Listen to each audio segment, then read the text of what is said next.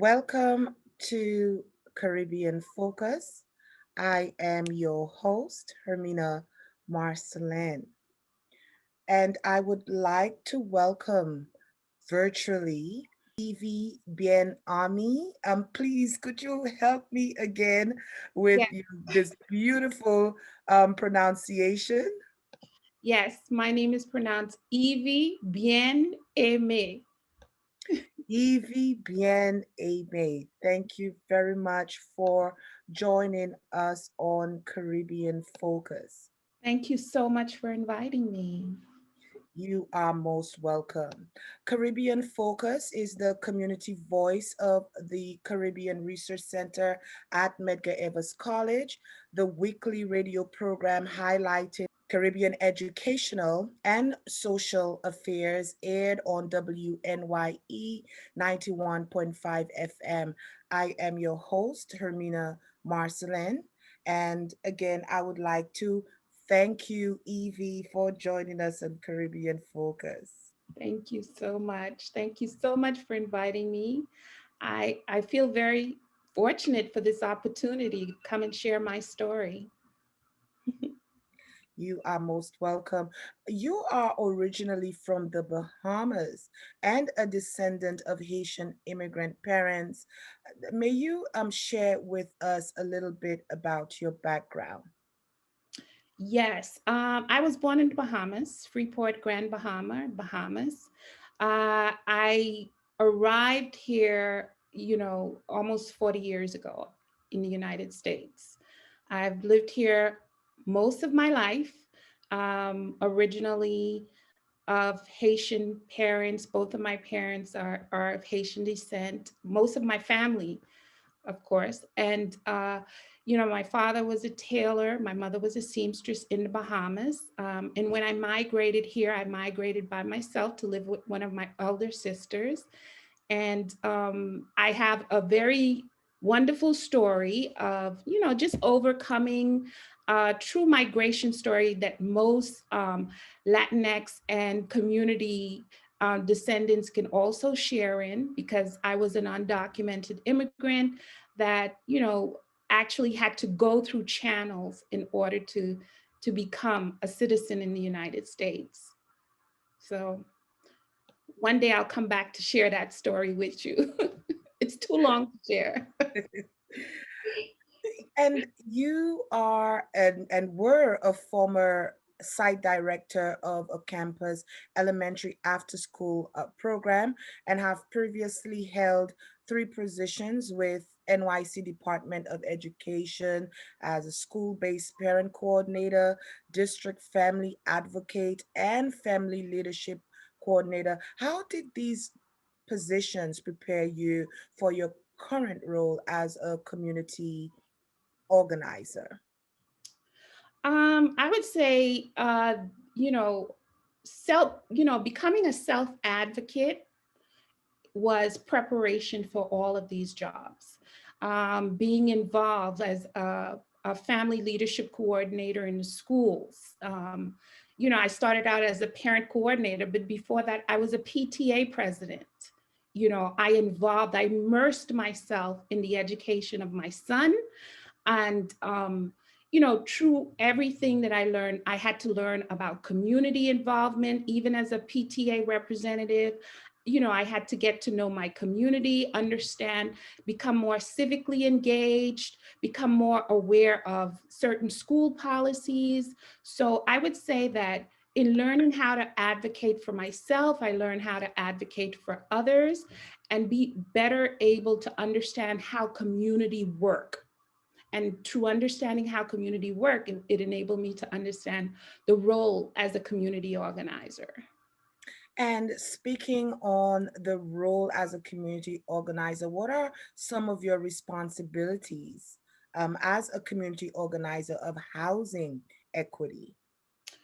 As housing equity, our housing equity unit is one of five very grassroots oriented community engagement offices in the public advocate's office. And, our role in housing equity is really to assess the state of housing for all New Yorkers. We look at issues involving homelessness, temporary housing in shelters. We look at tenants' rights. We look at issues with public housing, such as NYCHR, the conditions and issues of repairs in NYCHR. We look at some of the major concerns that are ongoing now regarding zoning, and really helping to educate, protect, and expand on what it is for, involving housing fairness, tenants' rights, housing affordability, safe housing, quality living spaces.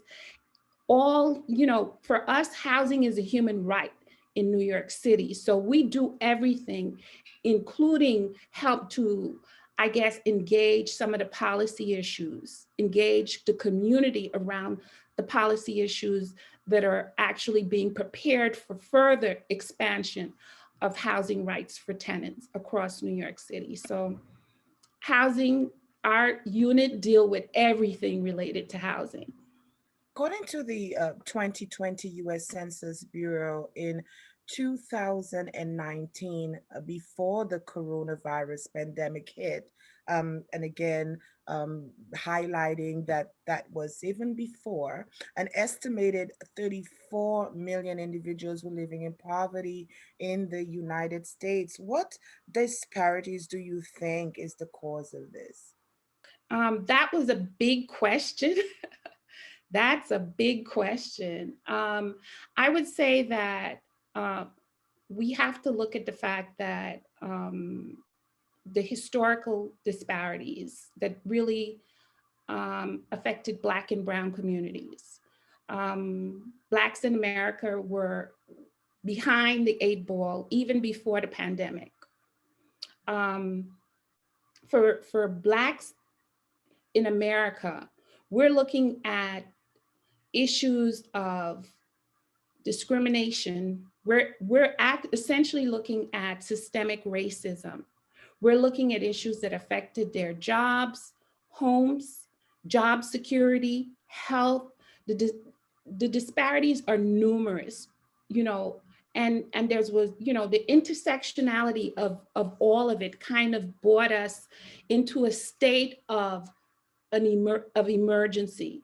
And what this pandemic has done is that it exposed everything. It exposed every nick and cranny of what poverty looks like in the Black community, especially when you think of the fact that health-wise, because homelessness is something that deeply impacts Black people in America. So right now we're looking at issues with housing that is probably going to impact us even more so if we don't get to certain programs in place in order to protect ourselves going forward. So I would say definitely, um, you know, these disparities that we're talking about is far too numerous to really discuss in such a short time. But understand that there's a saying that when America has a cold, Black people have pneumonia. And we're looking at that right now. And we have to take every effort to really alleviate it. Thank you so much for even attempting to at least touch on the surface of an in-depth conversation, as it relates to poverty and housing, not only in New York, but even beyond, and especially immigrants in New York City, and that too would be part of the conversation, because I am certain that there is another conversation, and in that intersectionality that you mentioned, there are disparities within disparities within disparities.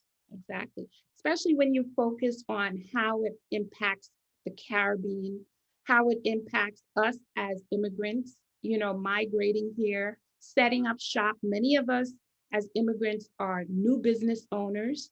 So it's impacting those who are entrepreneurs, you know. Um, but primarily, we have to also look at the issues of systemic racism. When we think of all of the social justice movements that took place last year, going into this year, we're looking at right now a cry from people of color saying that we need help.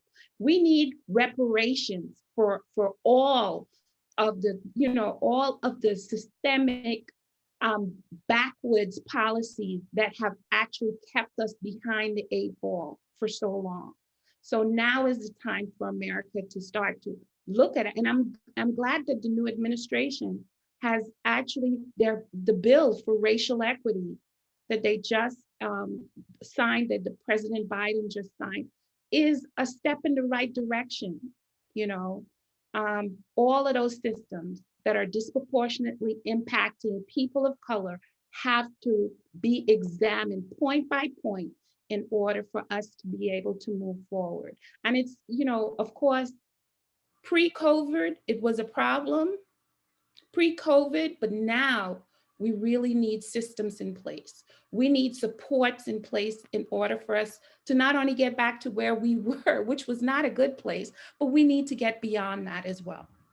Yeah. And you are well equipped to speak on this conversation. You are an experienced AmeriCorps Vista, which stands for Volunteer in Service to America tenant organization, who served on the National Affordable Housing Preservation Project. May you share with our listening audience a little bit more about this incentive? The Housing Preservation Project was an incentive to preserve some of the contracts that were coming, excuse me, that were coming to term. These were, if you can go back in history in New York City before 1970s, when there was a blight and there were buildings that were being sold for $1 by the federal government, right? Yes. Remember? If you recall those stories, those landlords entered into contractual agreements with the federal government to preserve those houses, those project-based Section 8 buildings, where tenants were paying at least only 30% of their income, and the rest of their rent would be subsidized by the federal government, which we call Section 8. But this was the entire building. So we wanted, many of these buildings are now have grown the neighborhoods, the tenants who are in these buildings, mostly Black and brown. They have lived in communities that are now becoming highly gentrified, such as communities in the Upper West Side. My area of work involved working with those Section 8 project-based buildings in Hell's Kitchen. Hell's Kitchen was originally where, the maids and the butlers and the doorman for all of the Park Avenue, the people who lived on Park Avenue, that's where they came from, the maids and all of the porters that took care of the hotels that were in Park Avenue.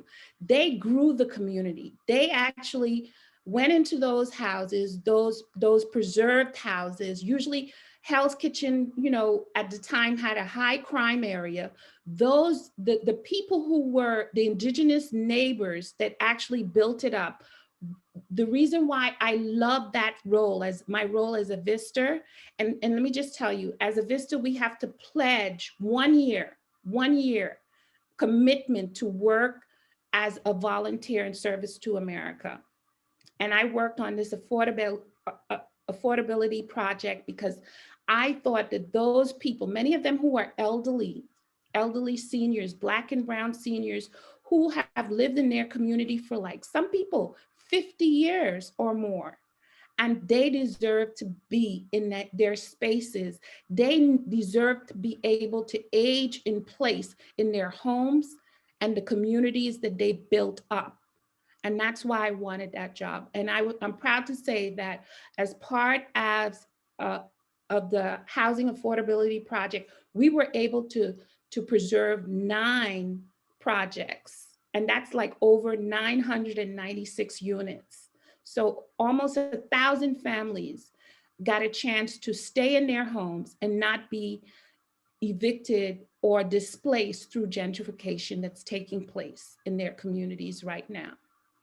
You touched on the subject of the deserving. What is the demographic of people needing these services? Most of them are seniors, most of them are disabled, people of color. Predominantly, I would say, but especially when we're talking about New York City, but across the board, nationally, most of the people who are living in project-based Section 8 housing are people of color. And I would say that these are also people who are indigenous to communities that are being highly gentrified. These are the people who are being displaced because, they created a community and now the come up looks good. So, it's being taken over instead of trying to develop ways or build programs that are, to preserve the indigenous people to certain neighborhoods, and maintain the integrity of the communities that were bought, that people sacrifice, blood, sweat, and tears in order to maintain and grow. These are the ones who are unfortunately being displaced through gentrification. So I would say that we have to start looking at programs in order to support the people who are there. Your passion, your commitment is an intense one. Um, do you own your immigration experience? Does it play a role in your commitment? Very much so. And I would say that, again, it's such a long story, but um, again, I was in this country for over 40 years. Work jobs, some of them, when they talk about taking care of the elderly, I was a home care, aide, home, taking care of the elderly. I did everything, secretarial work. I worked in McDonald's. I worked, where I took care of children. Every single job I could remember, I I was involved in ever since I graduated from high school. And I graduated from high school at 15 years old. But because I was undocumented, I couldn't go straight to college. I had to go straight to work. So on my documents, I even had to lie that I was older in order to take a job, to take care of two children, for a Jewish family, as I recall. So I would say that I've been working for a long time. I've planted very deep roots in this country, in this US of A, which is why I had such a huge problem with 45, because a lot of times we are looking at, being a Black person, a person of color, and I know many, Latinx, we share the same story. Lot of West Indian people, we share the same story. We have the same background. But if you have come into this country, just like those of old, just like the French, just like the English, just like the Irish, just like the Italians, we have planted roots here. This is our home. And the rights and privileges that come with it also belongs to us. So we have to take ownership of it. Yes, we have to always look out for those back home, definitely. But this is a place where we immigrated to, and we are a part of it now. We have changed the structure. We have changed the mosaic of this entire country, and now we have made it our own, and we have to take full ownership of it. I'm glad to see that we are more civically engaged. We are more involved in government. Many, including my boss, Jamani Williams, is of West Indian descent. Many of us are a part of this. And I would say anywhere we plant our feet, if you work and um, you, you have spilled blood, sweat, and tears it's your home. And I think that that's how we need to look at it. So I'm very passionate about my role. I will always be this way. So there you have it. That's where it comes from. And I am in remembrance of a post in commemorating the Harlem-born icon Cicely Tyson, and it read, "The power and influence of Black immigrants in creating American history is often overlooked." And her parents were from St. Kitts Nevis. Yeah. So that really speaks to the conversation that you're having now on the impact of immigrants in New York City, America on the whole. On a whole, exactly. And it's when you look at someone like Cicely Tyson, her story is beautiful. It's beyond repair. I mean, it's there's nothing that can compare to it. And it's a story that needs to be told over and over again. When they say that representation matters, that's one of those stories that needs to be told in order for us to be able to grow from, because some of us are having those same conversations with our families right now as immigrants. The little Black girl who wants to be an actor, she's having that same conversation with her mom right now who wants her to be a doctor or a nurse or a lawyer, because there are so many of those type of mindsets that are still growing out of our community. And when we're changing minds, we're growing, and it's beautiful. It's And the discussion is a very long and intense one, going back to this idea of intersectionality. And even with your background, with your Haitian background and Bahamas, that just really was intriguing to me. And I wish we had an hour to further delve into, but just briefly speak on that magnitude of the integration, of Haitians into the Bahamas. there's a story that needs to be told about um, the Bahamians themselves, because they have a beautiful history, as well as the Haitians, and that migration story that happened between the Bahamians and the Haitians. It's a story of that involves a lot of internalized racism. um, the Bahamians were a subject of the British government, and of course, the Haitians were subjects of the French.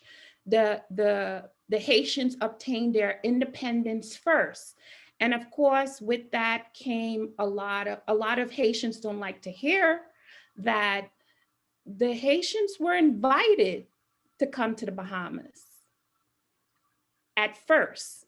So the first group that went to the Bahamas were the very affluent, educated Haitians. And I would tell you that when you look at there was a colorist part of it as well, because the most of the affluent, the well-educated Haitians of old, back in the 1950s, early 60s, were usually people who were, lighter complected. So there's a story behind that. When they first arrived, they weren't so nice to the Bahamians. So the Bahamians, there was a revolution between people of color. When they received their independence in the 1970s, the Haitians who helped to build up the Bahamas, those who came there as tailors, which my father was one, as seamstress, who helped to open up factories, clothing factories, those who came to work in the sugarcane fields and helped to develop the sugarcane field. I had an uncle that ran a chicken farm in the Bahamas. These are people who had high paying jobs, ran schools and street, had industry. They were merchants in the Bahamas. But things fell apart because, nobody taught us to really interact with each other. And I think that some of that is still happening even up to today.